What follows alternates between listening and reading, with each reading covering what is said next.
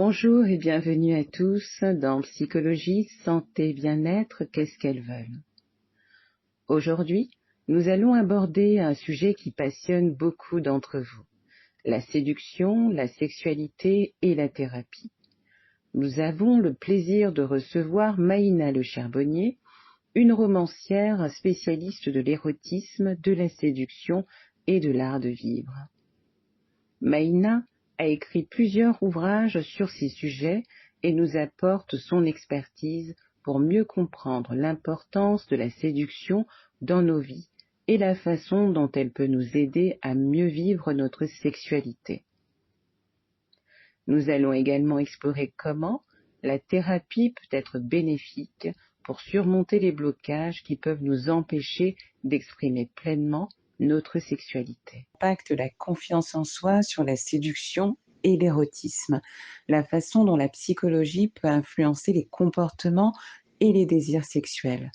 Nous allons également discuter des différents facteurs psychologiques qui peuvent affecter la santé et le bien-être sexuel, tels que le stress, la dépression ou l'anxiété. Préparez-vous à être séduit par cette conversation captivante et éclairante. Qu'est-ce qui vous a emmené à vous spécialiser dans la séduction et l'érotisme ? Je me suis spécialisée dans la séduction et l'érotisme par ma vie personnelle. Je ne savais pas tellement comment valoriser mon potentiel. On a tous un potentiel séduction et érotisme.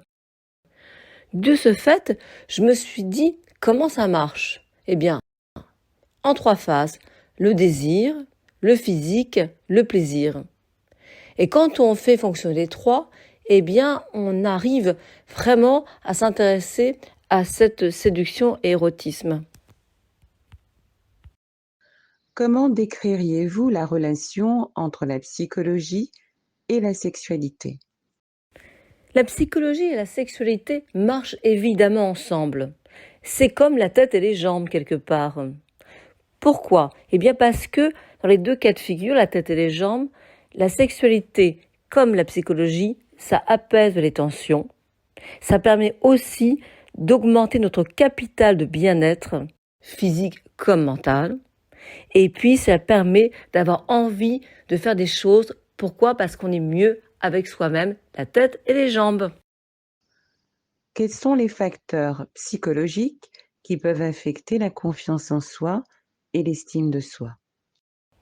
Pour moi, il y a 3 facteurs psychologiques qui peuvent affecter la confiance en soi. Le premier, c'est ne pas avoir confiance en ses compétences, ne pas savoir les valoriser. Deuxièmement, c'est être dépendant des autres, c'est-à-dire aller chercher la vie chez les autres alors qu'on l'a en soi-même. Troisièmement, eh bien, c'est l'inverse, c'est avoir trop d'ego et chercher chez l'autre un sourire, une acclamation, un applaudissement pour son propre ego. Voilà, ce sont pour moi les 3 facteurs psychologiques. Donc en résumé, c'est pas confiance en ses compétences. Deuxièmement, être dépendant des autres. Troisièmement, eh bien, avoir trop confiance en soi et donc d'aller rechercher chez l'autre eh bien, ces fameux applaudissements. Comment la confiance en soi peut-elle influencer la séduction et l'érotisme ? La confiance en soi est formidable pour 2 raisons. La première, c'est oser parler de sa personnalité à l'autre. La deuxième raison, c'est oser utiliser ses 5 sens. Donc, le regarder, l'écouter, le ressentir, le toucher et bien sûr le goûter. Comment la psychologie peut-elle aider les gens à améliorer leur vie sexuelle ? La psychologie est fondamentale dans la vie sexuelle, surtout l'amélioration de la vie sexuelle. En fait, ça permet de ne pas rester QQ, mais de faire QI émotionnel, c'est-à-dire quotient intellectuel émotionnel. Le QI émotionnel, c'est notre colonne vertébrale de nos propres valeurs. À chacun de choisir évidemment ses valeurs et de les mettre en exposition par rapport à l'autre. Exemple, si on est créatif, eh bien de montrer à l'autre et à soi-même que nous sommes créatifs pour les fantasmes, pour la vie quotidienne, etc. Quel est l'impact des expériences de vie passées sur le comportement sexuel actuel, selon vous?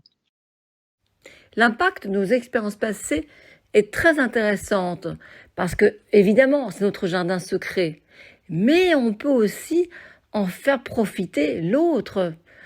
Ça, c'est passionnant.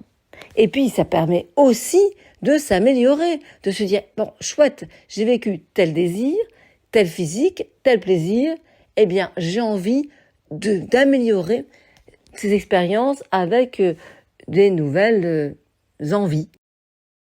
Comment la communication peut-elle améliorer la qualité de la vie sexuelle d'un couple? La communication dans la vie sexuelle d'un couple permet de passer du lit à l'amour. Le lit, c'est super bien, évidemment. Et même si on n'est pas tout à fait dans un lit, on peut aussi être sur une machine à laver si on veut. Bon, qu'importe, je plaisante. Mais là, surtout, c'est que la communication permet d'aboutir à l'amour. C'est de passer de la vie sexuelle physique à l'amour et se dire je t'aime. À mon avis, et je vous le souhaite tous, c'est que cette communication permet un jour d'écrire je t'aime sur un petit bout de papier à votre chéri. Quels conseils donneriez-vous aux personnes qui cherchent à améliorer leur santé sexuelle et leur bien-être? Améliorer sa santé sexuelle, eh bien, c'est être autour d'un lit et pas seulement dans le lit.